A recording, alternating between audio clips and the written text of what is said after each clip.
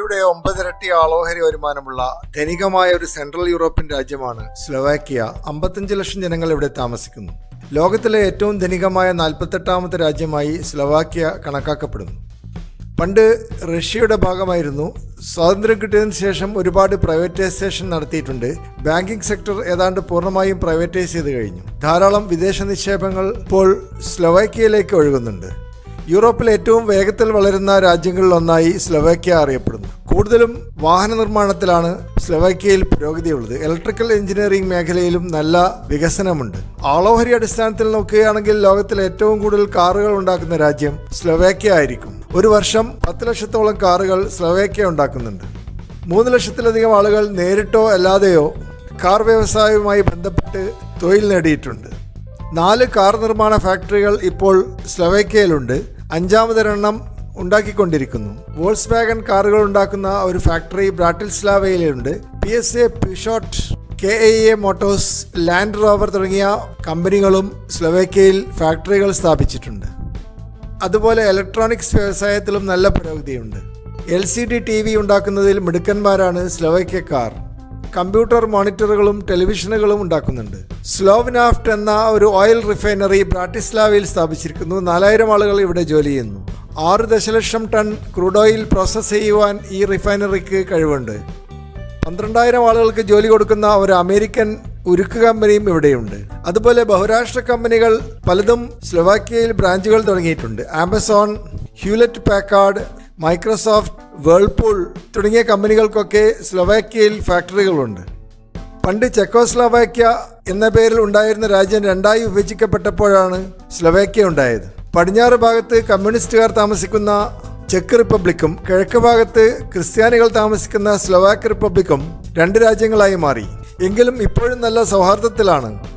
അന്താരാഷ്ട്ര മത്സരങ്ങൾ നടക്കുമ്പോൾ ചെക്ക് റിപ്പബ്ലിക്കും സ്ലോവാക്ക് റിപ്പബ്ലിക്കും ഒരുമിച്ച് ഒരു ടീമായിട്ടാണ് മത്സരിക്കുന്നത്. സ്ലോവാക്യയിലുള്ള ആളുകൾ ഏറ്റവും കൂടുതൽ സന്ദർശിക്കുന്ന വിദേശ രാജ്യം ഇപ്പോഴും ചെക്ക് റിപ്പബ്ലിക് തന്നെയാണ്. അതുപോലെ ചെക്ക് റിപ്പബ്ലിക്കിലും സ്ലോവാക്യയിൽ യാത്ര ചെയ്യുവാൻ താല്പര്യമുള്ളവരാണ് കൂടുതൽ. ക്രിസ്ത്യൻ രാജ്യമായ സ്ലോവാക്യയിൽ ധാരാളം പള്ളികളും കത്തീഡ്രലുകളും കോട്ടകളുമുണ്ട്. അതുപോലെ ആരോഗ്യം വർദ്ധിപ്പിക്കുവാനുള്ള സ്പാകളും ഹെൽത്ത് റിസോർട്ടുകളും ധാരാളമായിട്ടുണ്ട്. ക്യൂറേറ്റീവ് തെറാപ്പികൾക്ക് അറിയപ്പെട്ട ഒരു രാജ്യമാണ് സ്ലോവാക്യ. തിരക്ക് പിടിച്ച് എന്തെങ്കിലും ചെയ്യാൻ വേണ്ടി ആരും സ്ലോവാക്യയിൽ വരാറില്ല.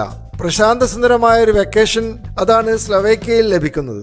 മരം കൊണ്ടുണ്ടാക്കിയ പഴയ ക്രിസ്ത്യൻ പള്ളികളും നല്ല ഭക്ഷണവും മലനിരകളിൽ ഹൈക്കിങ്ങിനും ട്രെക്കിങ്ങിനുമുള്ള സാധ്യതകളും തടാകക്കരയിൽ ടെന്റ് കെട്ടി താമസിക്കുവാനുള്ള അവസരവും വനത്തിലൂടെയുള്ള യാത്രയും ഇതൊക്കെയാണ് സ്ലോവാക്യയിലെ വെക്കേഷൻ മറക്കാൻ പറ്റാത്ത ഒരു അനുഭവമാക്കി മാറ്റുന്നത്.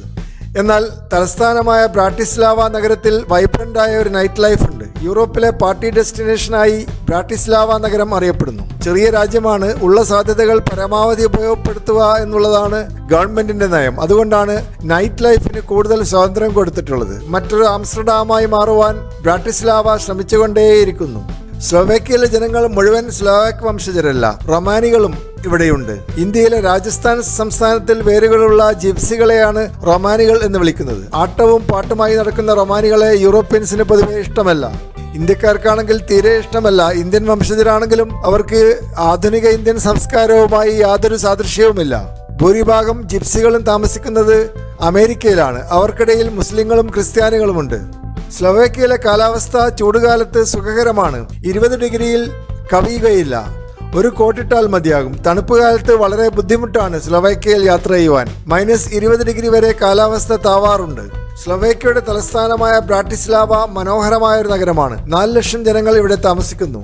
ഏറ്റവും കൂടുതൽ ടൂറിസ്റ്റുകൾ ഇഷ്ടപ്പെടുന്നതും തലസ്ഥാന നഗരിയിൽ കറങ്ങിക്കൊണ്ടേയിരിക്കുവാനാണ്. മനോഹരമായ ഒരു ഓൾഡ് സിറ്റി ഇവിടെയുണ്ട്. കല്ലുപാകിയ ഫുട്പാത്തുകളും വളഞ്ഞു പൊളഞ്ഞ ഏണിപ്പടികളും കൊണ്ട് മനോഹരമായ കെട്ടിടങ്ങൾ ഇപ്പോഴും ഇവിടെ സംരക്ഷിച്ചു നിർത്തിയിട്ടുണ്ട്. കുന്നിൻപുറത്തെ ബ്രാറ്റിസ്ലാവ കോട്ടയും ജനങ്ങളെ ആകർഷിക്കുന്നു. ഡാന്യൂബ് നദിക്കരയിലുള്ള ഒരു നഗരമാണ് ബ്രാറ്റിസ്ലാവ. അതുകൊണ്ട് വളരെ ഫോട്ടോജനിക് ആണ്. ഡാന്യൂബ് നദിയുടെ കരയിലാണ് കൂടുതൽ റിസോർട്ടുകളും പണിതുയർത്തിയിട്ടുള്ളത്. പണ്ട് ചെക്കോസ്ലോവാക്യയുടെ ഭാഗമായിരുന്നപ്പോൾ കടുത്ത കമ്മ്യൂണിസ്റ്റ് രാജ്യമായിരുന്നു സ്ലോവാക്യ. റഷ്യയുടെ നിയന്ത്രണത്തിലായിരുന്നു ആ കാലത്ത്. പിന്നീട് കമ്മ്യൂണിസത്തിനെതിരായി വിപ്ലവം നടത്തിയത് ചെക്കോസ്ലോവാക്യക്കാരാണ്. പ്രാഗ് വസന്തം എന്ന് ഇത് അറിയപ്പെടുന്നു. അതിനുശേഷം രാജ്യത്തിന്റെ പേരിന് മധ്യത്തിൽ ഒരു ഹൈഫൺ ഉപയോഗിക്കണമെന്നും ചെക്കോസ്ലോവാക്യ എന്ന് പറയുന്നതിന് പകരം ചെക്കോ സ്ലോവാക്യ എന്ന് പറഞ്ഞ് തങ്ങളുടെ സംസ്ഥാനത്തിന് കൂടുതൽ പ്രാധാന്യം വേണമെന്നും സ്ലോവാക്യക്കാർ ആവശ്യപ്പെട്ടു. പക്ഷേ ഇങ്ങനെ ചെയ്യാൻ സാധ്യമല്ല എന്ന് ചെക്ക് വിഭാഗക്കാർ അഭിപ്രായപ്പെട്ടതോടുകൂടി രാജ്യത്തിൽ വമ്പിച്ച ചേരിതിരിഞ്ഞുള്ള അഭിപ്രായ പ്രകടനങ്ങളുണ്ടായി.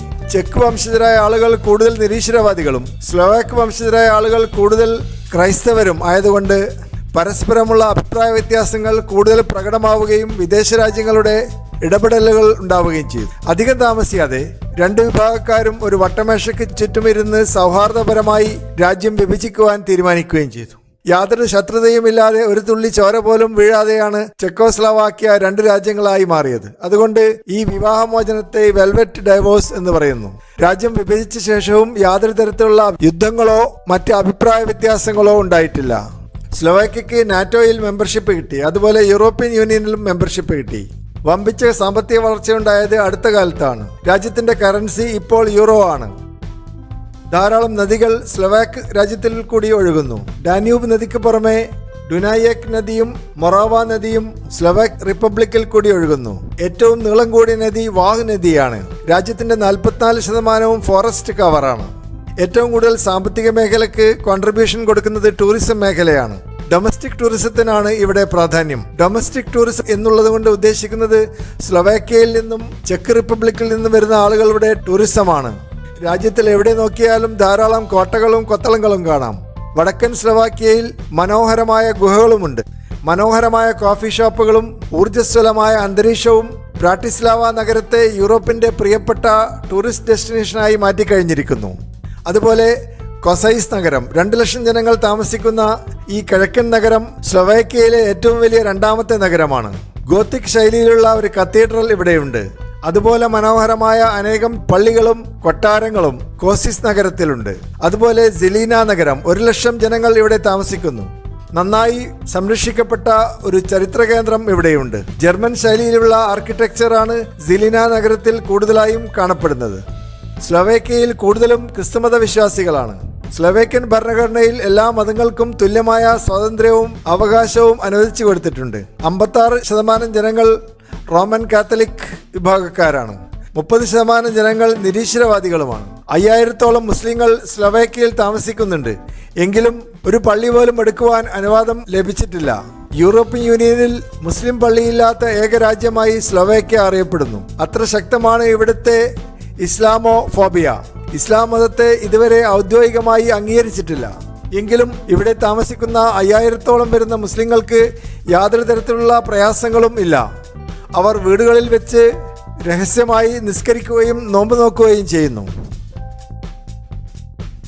സ്ലോവാക്യയിൽ ഇപ്പോൾ ഭരണം നടത്തുന്നത് ലുഡോവിറ്റ് ഒഡോർ എന്ന് പറയുന്ന ഒരു സാമ്പത്തിക ശാസ്ത്രജ്ഞനാണ്. 1 മാസം മുമ്പാണ് അദ്ദേഹം അധികാരത്തിലെത്തിയത്. റിസർവ് ബാങ്ക് ഗവർണറായി മുൻപ് ജോലി ചെയ്തിട്ടുണ്ട്. അദ്ദേഹം സ്ലോവാക്യയിലെ മൈനോറിറ്റി വിഭാഗമായ ഹംഗേറിയൻ വംശജനാണ്. ഹംഗേറിയൻ ഭാഷയ്ക്ക് പുറമെ മനോഹരമായി സ്ലോവാക്ക് ഭാഷയും ഇംഗ്ലീഷ് ഭാഷയും സംസാരിക്കുവാൻ ലുഡോവിറ്റ് ഓഡോറിന് സാധിക്കും.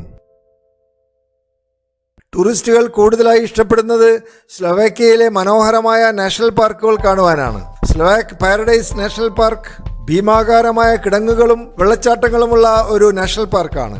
അതുപോലെ ഹൈ ടെട്രാസ് മൗണ്ടൻസ് സ്ലോവാക്യയിലെ ഏറ്റവും വലിയ നാഷണൽ പാർക്കാണ്.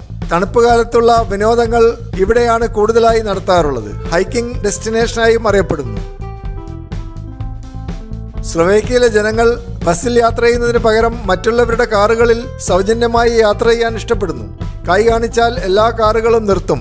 ഹിച്ച് ഹൈക്കിംഗ് എന്നാണ് ഈ തരത്തിലുള്ള യാത്രക്ക് പേര് പറയുന്നത്. സ്ലോവാക്ക് ഭാഷ സംസാരിക്കാൻ അറിയുന്നവർക്ക് കീശയിൽ കാശൊന്നുമില്ലെങ്കിലും രാജ്യം മുഴുവൻ കറങ്ങി നടക്കുവാൻ യാതൊരു പ്രയാസവുമില്ല.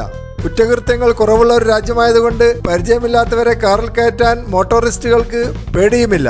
അടുത്ത കാലത്തായി ചെറുപ്പക്കാർക്കിടയിൽ ഇംഗ്ലീഷ് സംസാരിക്കുന്നവർ വളരെ കൂടുതലായതുകൊണ്ട് വിദേശികൾക്കും ഹിച്ച് ഹൈക്ക് ചെയ്ത് സ്ലോവാക്യയിൽ കൂടി യാത്ര ചെയ്യുവാൻ പറ്റുന്നുണ്ട്. സ്ലോവാക്യയുടെ ദേശീയ ഭക്ഷണം ബ്രിൻസോവി ഹോളിസ്കി എന്ന പേരിൽ അറിയപ്പെടുന്ന ഒരു പൊട്ടാറ്റോ ഡംപ്ലിംഗ് ആണ്. ചെമ്മരിയാടിന്റെ പാൽക്കട്ടി ഇതിൽ ചേർക്കുന്നു. സ്ലോവാക്യയിലെ റെസ്റ്റോറന്റുകളിൽ ഈ വിഭവം വെജിറ്റേറിയൻ ഭക്ഷ്യവസ്തുക്കളുടെ കൂട്ടത്തിലാണ് എഴുതി ചേർക്കാറുള്ളത്. എങ്കിലും അല്പസ്വല്പം പന്നിമാംസ കഷ്ണങ്ങൾ ഈ ഭക്ഷണത്തിൽ ചേർക്കാറുണ്ട്. അതുപോലെ അറിയപ്പെടുന്ന ഒരു സ്ലൊവാക്യൻ വിഭവമാണ് ഗൗലാഷ്. മാട്ടിറച്ചിയും ഉള്ളിയും പച്ചക്കറികളും പൊട്ടാറ്റോസും ചേർത്ത ധാരാളം സ്പൈസുകൾ ചേർത്ത ഒരു വിഭവമാണ് ഗൗലാഷ്. ഒരു സൂപ്പ് പോലെ നേർത്തതായും സ്റ്റ്യൂ പോലെ കട്ടിയുള്ളതായും ഗൗലാഷ് ഉണ്ടാക്കാൻ പറ്റും. ബാർബക്യൂകളിലും മാർക്കറ്റ് ഫെസ്റ്റിവലുകളിലും ഗൗലാഷ് ഉണ്ടാക്കുന്നത് ആളുകൾ നോക്കി നിൽക്കുകയും കയ്യിലുകൊണ്ട് കോരിക്കൊടുക്കുകയും ചെയ്യും. വലിയൊരു ചെമ്പിൽ തിളച്ചുകൊണ്ടിരിക്കുന്ന ഗൗലാഷ് കാണാൻ തന്നെ ഇമ്പമുള്ള ഒരു കാഴ്ചയാണ്. സാധാരണഗതിയിൽ യൂറോപ്യൻസ് ഉപയോഗിക്കുന്നതിനേക്കാൾ കൂടുതൽ മസാലപ്പൊടികൾ ഗൗലാഷിൽ ഉപയോഗിക്കാറുണ്ട്. അതുകൊണ്ട് ഇന്ത്യക്കാർക്ക് വളരെ ഇഷ്ടപ്പെട്ട ഒരു കറിയാണ് ഗൗലാഷ്. മികച്ച ഷോപ്പിങ്ങിനും പറ്റിയ ഒരു രാജ്യമാണ് സ്ലൊവാക്യ. പോളസ് സിറ്റി സെൻറ്ററും ഷോപ്പിംഗ് പാലസും സെൻട്രൽ മാളും ബ്രാറ്റിസ്ലാവയിലെ അറിയപ്പെടുന്ന ഷോപ്പിംഗ് കേന്ദ്രങ്ങളാണ്. ബ്രാറ്റിസ്ലാവ നഗരത്തിലെ ഗോവിന്ദ റെസ്റ്റോറൻറ്റ് ഹരേകൃഷ്ണ പ്രസ്ഥാനക്കാർ നടത്തുന്ന ഒരു വെജിറ്റേറിയൻ റെസ്റ്റോറൻ്റാണ്. യൂറോപ്യൻ നിലവാരത്തിൽ പറഞ്ഞാൽ ചെലവ് ചുരുങ്ങിയ ഒരു റെസ്റ്റോറൻ്റാണ് ഗോവിന്ദ റെസ്റ്റോറൻറ്റ്. അതുപോലെ പണ്ടുകാലത്ത് റഷ്യൻ രഹസ്യ പോലീസായ KGBയുടെ ക്രൂരതകൾ ഓർമ്മിപ്പിക്കുന്ന KGB റെസ്റ്റോറൻറ്റ് ഇപ്പോൾ മറന്നുകൊണ്ടിരിക്കുന്ന ഒരു ദുസ്വപ്നത്തിൻ്റെ പ്രതീകമായി നിലകൊള്ളുന്നു. അതുപോലെ ഒലീവ് ട്രീ റെസ്റ്റോറൻറ്റ് ഏറ്റവും മികച്ച സ്ലൊവാക്ക് വിഭവങ്ങൾ നൽകുന്നു. സാൻ മാർട്ടിൻ റെസ്റ്റോറൻറ്റ് മികച്ച ഒരു ഇറ്റാലിയൻ റെസ്റ്റോറൻ്റ് ആണ്. യുഫോ റെസ്റ്റോറൻറ്റ് ചെറുപ്പക്കാർക്കിടയിൽ പോപ്പുലറായിട്ടുള്ള ഒരു റെസ്റ്റോറൻ്റ് ആണ്. മികച്ച താമസ സൗകര്യവും ബ്രാറ്റിസ്ലാവ നഗരത്തിൽ ലഭിക്കും. പാഷ്യോ ഹോസ്റ്റൽ റെയിൽവേ സ്റ്റേഷനും ബസ് സ്റ്റേഷനും അടുത്താണ്. ഡോർമിറ്ററികളും പ്രൈവറ്റ് മുറികളും ഇവിടെയുണ്ട്. സൗജന്യമായ ഇൻ്റർനെറ്റും പാർക്കിംഗ് സൗകര്യവും വസ്ത്രങ്ങൾ അലക്കുവാനുള്ള സൗകര്യവും ഇവിടെ ചെയ്തു കൊടുത്തിട്ടുണ്ട്. 11 യൂറോ മുതൽ മുകളിലോട്ടാണ് ഇവിടുത്തെ നിരക്കുകൾ. അതുപോലെ downtown backpackers hostel dormitory ബെഡുകളും ഡബിൾ റൂമുകളും കൊടുക്കുന്നു. റെയിൽവേ സ്റ്റേഷനിൽ നിന്ന് 18 മിനിറ്റ് മാത്രം നടന്നാൽ ഡൗൺ ടൗൺ ബാക്ക് പാക്കേഴ്സ് ഹോസ്റ്റലിൽ എത്തിച്ചേരാൻ പറ്റും. ഒരു രാത്രി കഴിയാൻ ഇവിടെ 12 യൂറോ മുതൽ മേലോട്ട് കൊടുക്കേണ്ടി വരും. അതുപോലെ ഹോസ്റ്റൽ ബ്ലൂസ് റെയിൽവേ സ്റ്റേഷന് വളരെ അടുത്താണ്. ഇവിടെ 13 യൂറോ കൊടുത്താൽ ഡോർമിറ്ററി ബെഡുകൾ ലഭിക്കും. അതുപോലെ ഹോസ്റ്റൽ ജുറാജ് റെയിൽവേ സ്റ്റേഷനിൽ നിന്ന് 15 മിനിറ്റ് നടന്നാൽ എത്തിച്ചേരാവുന്ന ഒരു ഹോസ്റ്റലാണ്. നല്ലപോലെ ഇംഗ്ലീഷ് സംസാരിക്കുന്ന ഒരു വ്യക്തിയാണ് ഈ ഹോസ്റ്റലിൻ്റെ മുതലാളി. 17 യൂറോ കൊടുത്താൽ ഇവിടെ പ്രൈവറ്റ് റൂമുകളും അതിൻ്റെ പകുതി നിരക്കിൽ ഡോർമിറ്ററി ബെഡുകളും ലഭിക്കും. അതുപോലെ ഹോസ്റ്റൽ പൊസോണിയം സിറ്റി സെൻറ്ററിലുള്ള ഒരു സ്റ്റൈലിഷ് ഹോസ്റ്റലാണ്. റെയിൽവേ സ്റ്റേഷനിൽ നിന്ന് 3 മിനിറ്റ് നടന്നാൽ ഹോസ്റ്റൽ പൊസോണിയത്തിൽ എത്തിച്ചേരാൻ പറ്റും. സൗജന്യമായ ബ്രേക്ക്ഫാസ്റ്റും വൈഫൈ ഇൻ്റർനെറ്റും ഫ്രീ ലോണ്ടറിയും ഇവിടെ ലഭിക്കും. 17 യൂറോക്ക് ഡോർമിറ്ററി ബെഡുകളും 48 യൂറോക്ക് ഡബിൾ റൂമുകളും ഇവിടെ കൊടുക്കുന്നു. അതുപോലെ വൈൽഡ് എലിഫന്റ് ഹോസ്റ്റൽ 10 ബെഡുകളുള്ള ഡോർമിറ്ററിയിൽ 10 യൂറോ വീതവും 8 ബെഡുകളുള്ള ഡോർമിറ്ററിയിൽ 11 യൂറോ വീതവും 4 ആളുകൾ മാത്രം ഉറങ്ങുന്ന ഡോർമിറ്ററിയിൽ 12 യൂറോ വീതവും ചാർജ് ചെയ്യുന്നു. സ്ലൊവേക്യയുടെ തലസ്ഥാനമായ ബ്രാറ്റിസ്ലാവ നഗരത്തിൽ മനോഹരമായ ഒരു ഇന്റർനാഷണൽ എയർപോർട്ട് ഉണ്ടാക്കിയിട്ടുണ്ട്. നഗരത്തിൽ നിന്ന് 9 കിലോമീറ്റർ മാത്രമേ എയർപോർട്ടിലേക്ക് ദൂരമുള്ളൂ. 2 റൺവേസ് ഉണ്ട്. ഒരു വർഷം 4 ലക്ഷം യാത്രക്കാരെ ബ്രാറ്റിസ്ലാവ ഇന്റർനാഷണൽ എയർപോർട്ട് കൈകാര്യം ചെയ്യുന്നു.